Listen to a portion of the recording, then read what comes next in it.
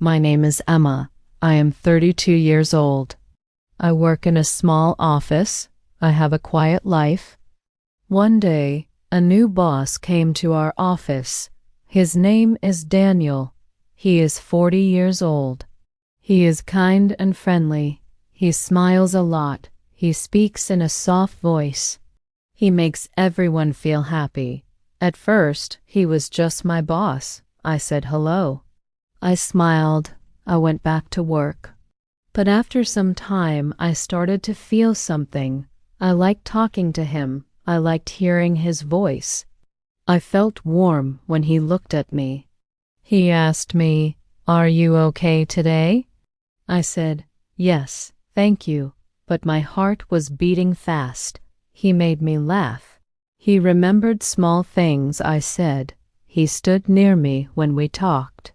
I started to think about him at night. I didn't want to, but I couldn't stop. Then one day I saw his ring. He is married. My heart felt heavy. I was sad. I told myself, "You must forget him," but it was too late. I was already in love. I didn't plan this. I didn't want this. But now I think of him every day. I smile at him. I talk to him. But inside I feel pain because I know he is not mine. Every day I see Daniel at work. He walks past my desk. He smiles.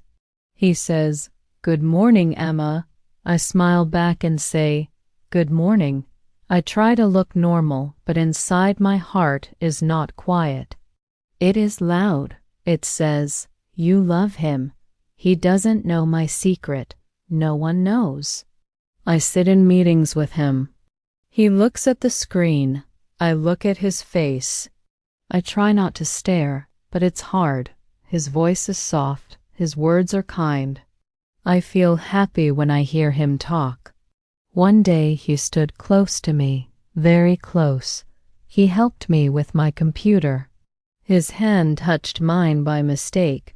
My heart jumped. My face felt hot. He said, "Are you okay?" I smiled and said, "Yes, but I was not okay." I wanted to cry. I know this is wrong. He has a family. He is not free.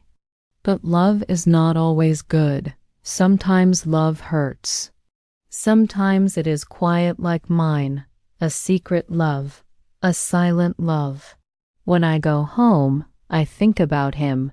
I sit alone in my room. I ask myself, why do I feel this way?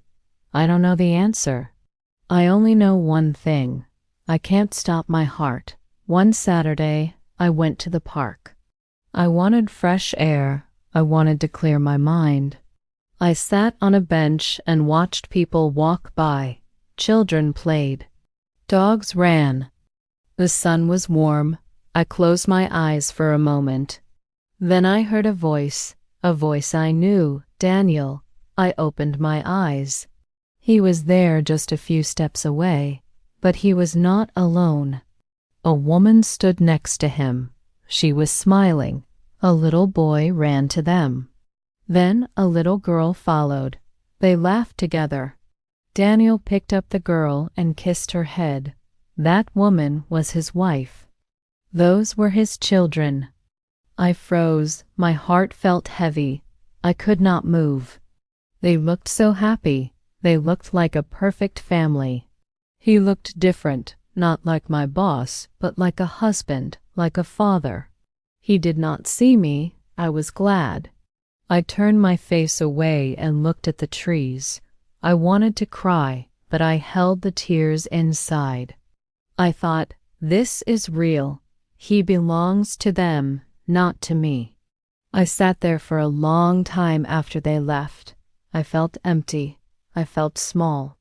I asked myself again, why did I fall in love with him? But there was no answer. I walked home slowly. That night I didn't eat. I didn't sleep. I just lay in bed and whispered, "Forget him, Emma. Please forget him." But my heart said, I can't. It was Monday morning. I didn't want to go to work. My heart still felt heavy after seeing Daniel with his family, but I had no choice. I got ready and went to the office. I tried to stay quiet. I didn't want to talk. I didn't want to smile. Then Daniel came to my desk. He looked at me and said, "Emma, are you okay today? You look a little sad." I looked down and said, "I'm just tired." He sat beside me. "You're a good person, Emma. You always help others. You're quiet but strong. You're special." My heart stopped. Special. That word stayed in my head. No one ever called me that before. I smiled, but I was shaking inside. I wanted to tell him everything. I wanted to say I love you, but I didn't. I couldn't. He smiled at me again, then went back to his office. I sat at my desk, staring at the screen, but I couldn't work. My hands were cold. My heart was too full. That night, I stood in front of the mirror. I looked at myself and said, "He thinks I'm special," and then I cried. I cried because I was happy. I cried because I was sad. I cried because I knew he didn't belong to me and maybe he never would. One day after work, Daniel and I stayed late in the office. We were alone. I wanted to say many things, but I was afraid. He looked at me and smiled. "Emma," he said softly, "you are important to me." My heart jumped. I looked at him. I felt scared and happy at the same time. I wanted to ask, "Do you love me?" But my mouth was quiet. He spoke again. "I am married, but I like you. You make me feel alive." I felt my eyes fill with tears. I didn't know what to say. He said, "I don't want to hurt my family, but I can't stop thinking about you." I was confused. I was sad. I was full of hope. I wanted to believe he would leave his family for me, but I knew it was not right. I said, "Daniel, I like you too, but you have a family." "I don't want to be the reason for pain." He nodded. "I understand," he said. We were quiet then. The room felt cold. That moment stayed in my heart. It was both beautiful and painful. I didn't know what the future would bring, but I knew my love was real. After that night, things were different. Daniel and I worked together, but we didn't talk about feelings. We kept a quiet distance. I thought a lot about love and pain. I knew loving a married man was hard. It was full of sadness and secrets. One evening, I sat alone and made a choice. I told myself, "Emma, you must be strong. You must love yourself first." I decided to stop hoping Daniel would leave his family. I decided to live my own life to find happiness without him. It was not easy. Sometimes I still thought about him. Sometimes I still felt my heart break. But I learned something important. Love is not just about holding someone. Love is also about letting go. I started to smile again. I started to dream again. I started to love myself. Daniel will always be in my heart, but now I am free and I am ready for a new beginning. Dear friends, thank you for watching and listening to this story on English Stories with Alicia. I hope you enjoyed it. Remember, love can be hard, but loving yourself is very important. Take care of your heart and believe that happy days will come.